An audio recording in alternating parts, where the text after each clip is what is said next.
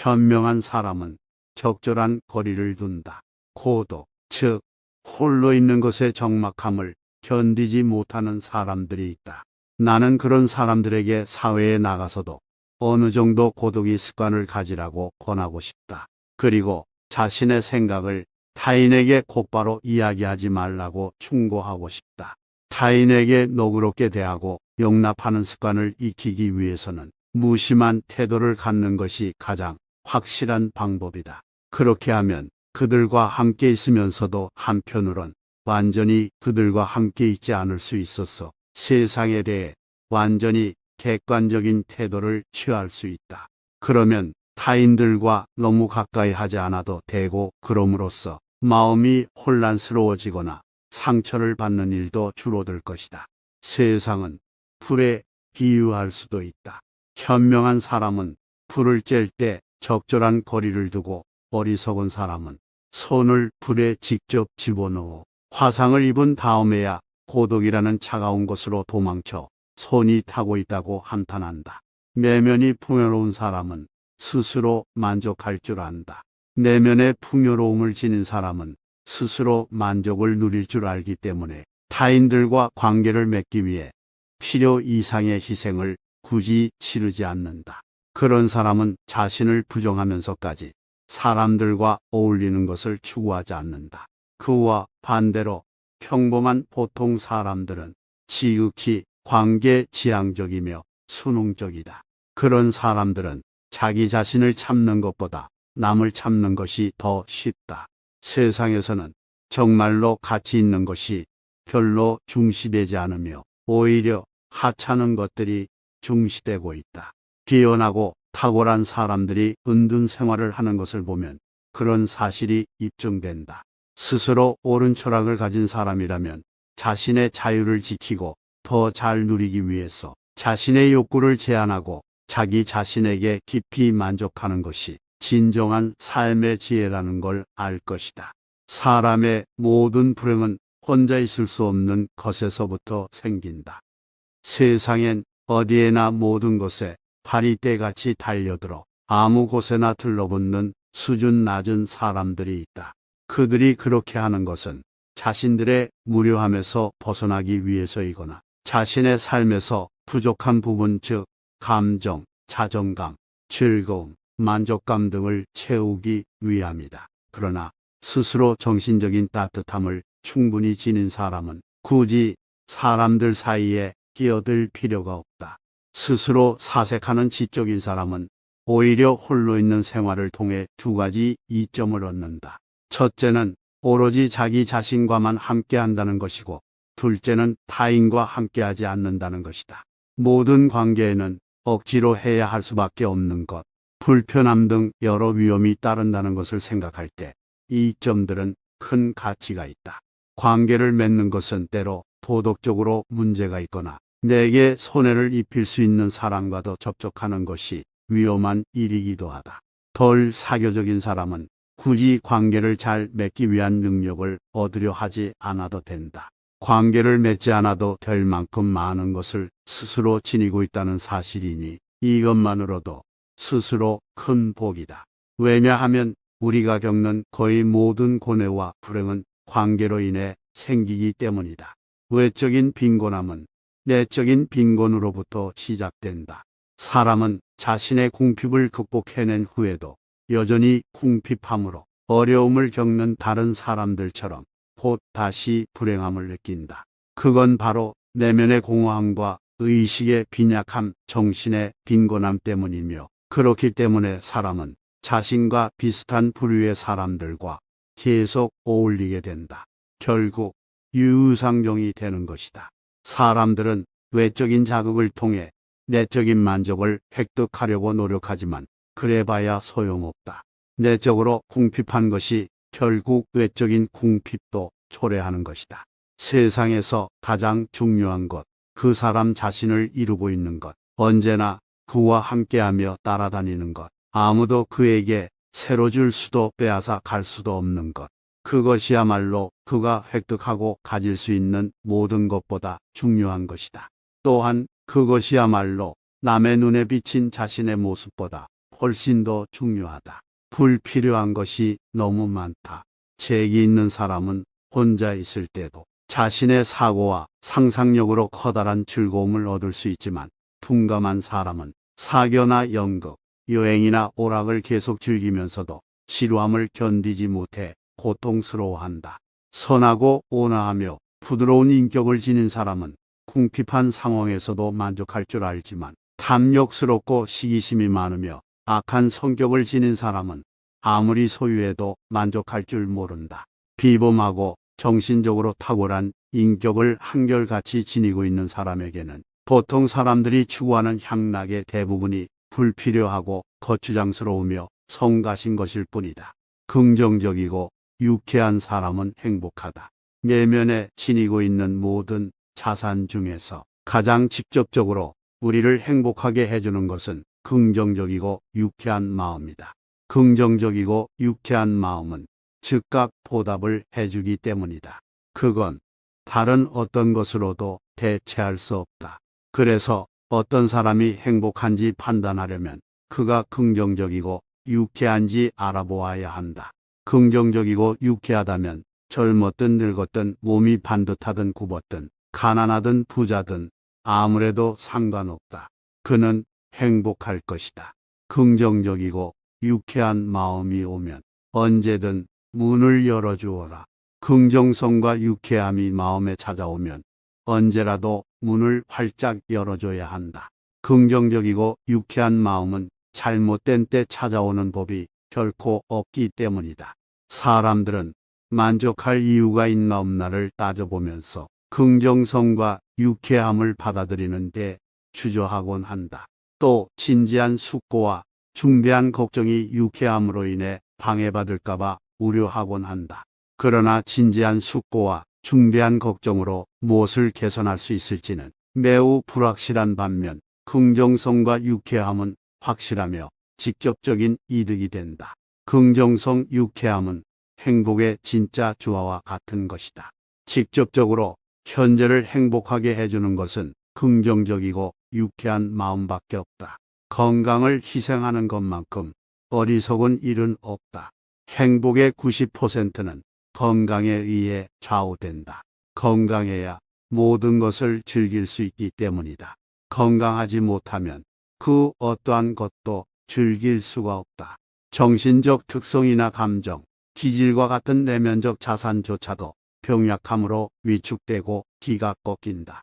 사람들이 만나면 서로 건강 상태를 묻는 것도 다 이유가 있다. 인간의 행복에서 가장 중요한 것이 바로 건강이기 때문이다.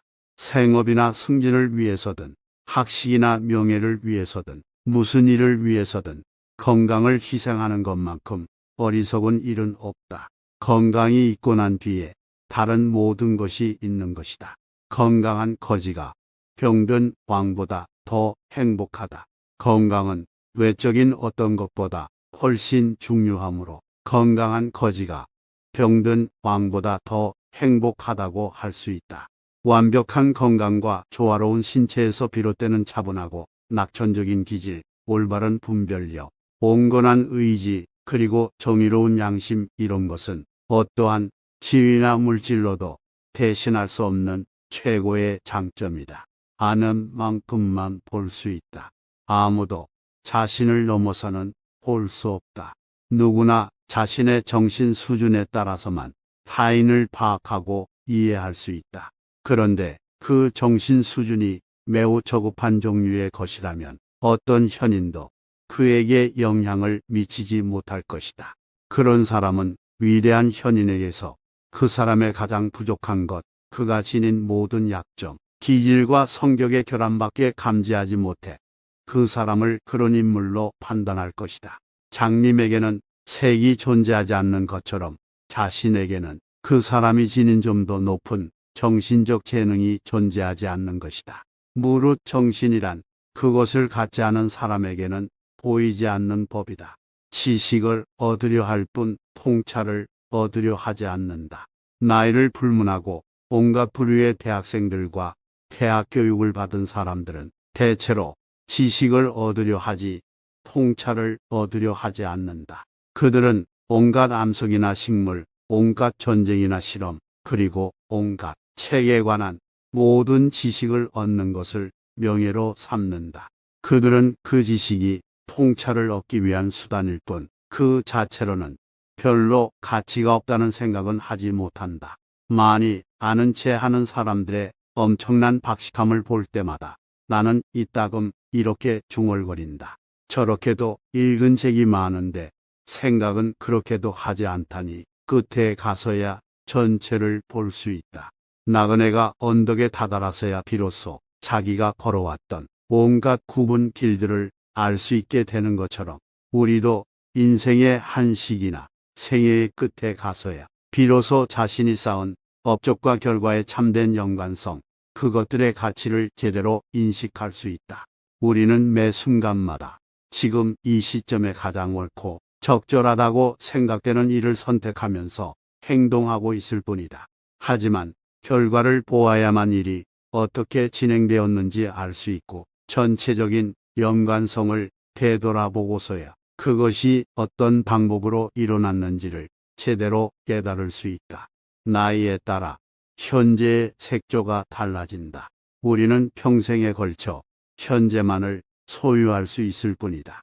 그런데 같은 현재이면서도 다른 점은 젊은 시절에는 우리 눈앞에 긴 미래가 펼쳐져 있지만 인생의 마지막이 되면 긴 과거가 우리 뒤에 있다는 사실이다. 우리의 눈은 젊은 시절에는 펼쳐진 미래를 보는 눈이고 마지막 시절에는 걸어온 과거를 보는 눈이다. 우리의 성격은 변하지 않지만 기질은 변화를 겪으며 그때마다 우리 눈에 보이는 현재의 색조는 달라지게 된다. 추억이 점점 짧아지는 이유, 나이를 먹을수록 중요하지 않은 일들이 점점 더 많아진다. 즉, 나중에 되돌아 생각해볼 가치가 있다고 여겨지는 일들이 줄어드는 것이다. 반추하지 않으면 망각되고 점점 흔적도 남지 않게 된다. 더구나 불쾌했던 일들은 기억하고 싶어 하지 않는 게 사람의 본능이다. 허영심에 상처를 주는 일은 더욱 그렇다. 그런데 전혀 잘못한 것이 없는데도 고통을 당하는 경우는 별로 없기 때문에 대부분의 일은 허영심에 상처를 준다고 할 수 있다. 우리의 추억이 그토록 짧아지는 이유는 이렇게 두 가지 방식으로 추억이 떨어져 나가기 때문이다. 50세 전후에 걸작이 탄생하는 이유. 청년기에 얻는 지식은 대부분 불완전하고 단편적인 것에 불과하다. 하지만 나이가 들어가면서 인생의 자연스러운 과정을 알게 되고 젊었을 때와 달리 인생의 입구 쪽에서 뿐만 아니라 출구 쪽에서도 굽어봄으로써 그 무상함을 완전히 인식하기 때문에 완전하고도 적당한 표상을 얻게 된다. 청년기에는 구상 능력이 뛰어나므로 얼마 안 되는 지식으로도 많은 것을 만들어낼 수가 있는 반면 노년기에는 판단력과 철저함이 뛰어나다. 따라서 청년기에 이미 독자적인 인식과 독창적인 견해를 모아두었다 하더라도 나이가 들어서야 비로소 자신이 지닌 것들을 자유자재로 다룰 수가 있다. 대부분의 뛰어난 문필가들이 50살 전후의 걸작을 발표하는 것도 그 때문이다. 정신을 가꾸지 않은 사람만이 무료해진다. 흔히 사람들은 질병과 무료함이 노년기의 숙명이라고 말한다. 하지만 질병이 노년기의 본질은 아니다. 특히 장수하는 경우에는 더욱 그렇다. 나이가 들수록 건강과 병이 같이 커지기 때문이다. 그리고 노년기는 청년기보다 무료함에 빠질 위험이 더 적다. 노년기에는 물론 고독해지기는 하지만 고독의 무료함이 반드시 따르는 것은 아니다. 감각적이고 사교적인 향락만 즐겼던 사람, 정신을 가꾸지 않았던 사람만 무료해질 뿐이다. 고령이 되면 정신력도 감퇴하지만 원래 그것이 풍부했던 사람은 무료함을 퇴치할 정도의 정신력은 아직 충분히 갖고 있을 것이다. 나이가 들수록 경험과 숙고에 의한 올바른 통찰력은 커지고 판단력은 날카로워지며 모든 연관성이 명백히 파악된다. 그렇게 되면 축적된 인식으로 자신의 내적 도약에 힘쓰게 된다. 현재에 몰입하라. 인간과 비교해 볼 때 동물은 현재에 온전히 몰입한다는 점에서 어쩌면 더 현명한지도 모른다. 동물은 현재의 화신이다. 그래서 우리 인간은 평화로워 보이는 동물을 보면서 걱정으로 불안에 시달리며 만족을 얻지 못하는 자신을 부끄럽게 여기기도 한다. 그런데 희망하고 기대했던 즐거움을 우리가 아무런 대가 없이 얻는 것은 아니다. 말하자면 희망과 기대를 통해 미리 만족감을 누리기 때문에 실제로 즐거운 일이 와도 그만큼 맛을 덜 느끼는 것이다. 결국 희망이나 소망 자체가 우리에게 만족을 주는 정도가 훨씬 줄어들게 된다. 단 하루, 단 한 번뿐인 오늘, 현재의 삶을 즐길 수 있으려면 무엇보다 먼저 마음에 안정감이 있어야 한다. 오늘이라는 날은 단 한 번뿐이고 두 번 다시 찾아오지 않는다는 사실도 알아야 한다. 그런데 우리는 오늘이라는 날이 내일 다시 찾아올 것으로 착각한다.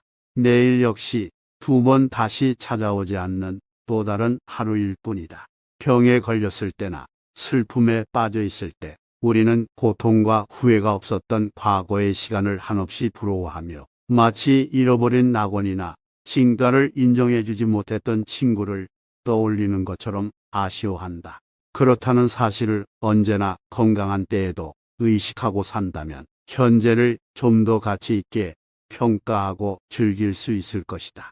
누구나 고통에 시달리는 가련한 배우처럼 내면을 들여다보면 누구나 똑같이 고통에 시달리는 가련한 배우처럼 살고 있다. 지위와 부의 차이에 따라 각기 다른 자신의 역할을 수행하지만 내적인 행복과 기쁨마저 그런 역할과 꼭 일치하는 것은 아니다. 한풀 벗겨보면 고통에 시달리는 똑같은 가련한 몽청이에 지나지 않는다.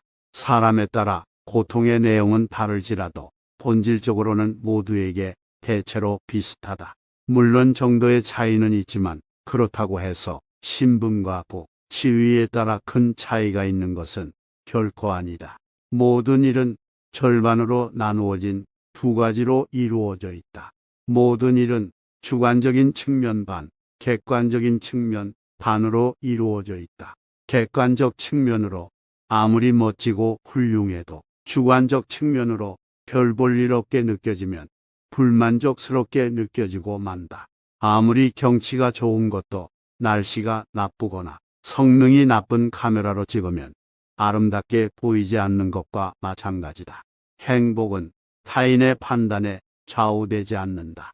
타인에게서 존경을 받는 삶이 궁극적인 목표라면 그 인생은 안타깝지만 너무나 어리석다고 할 수 있다. 타인의 판단을 너무 중요시하는 것은 지나친 망상이다. 이러한 망상은 우리의 본성에도 뿌리박고 있지만 사회와 문명의 변화 속에서도 생겨났을 것이다.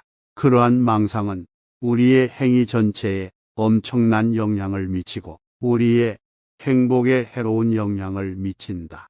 남들이 뭐라고 할 것인가의 노예가 되어 시종 불안에 사로잡혀 살게 되기 때문이다. 행복은 자기 자신에게 만족하는 사람의 것. 자기 자신에게 만족하고 자기 자신이 전부여서 나는 모든 재산을 몸에 지니고 다닌다고 말할 수 있다면 그것이야말로 가장 확실하고 유일한 행복일 것이다. 따라서 행복이란 자기 자신에게 만족하는 사람의 것이다라는 아리스토텔레스의 말을 자주 되뇌일 필요가 있다. 왜냐하면 세상 속에서는 온갖 어려움과 위험과 불쾌한 일들을 피할 수 없는데 그 속에서 조금이나마 안심하고 의지할 수 있는 것은 자기 자신밖에 없기 때문이다.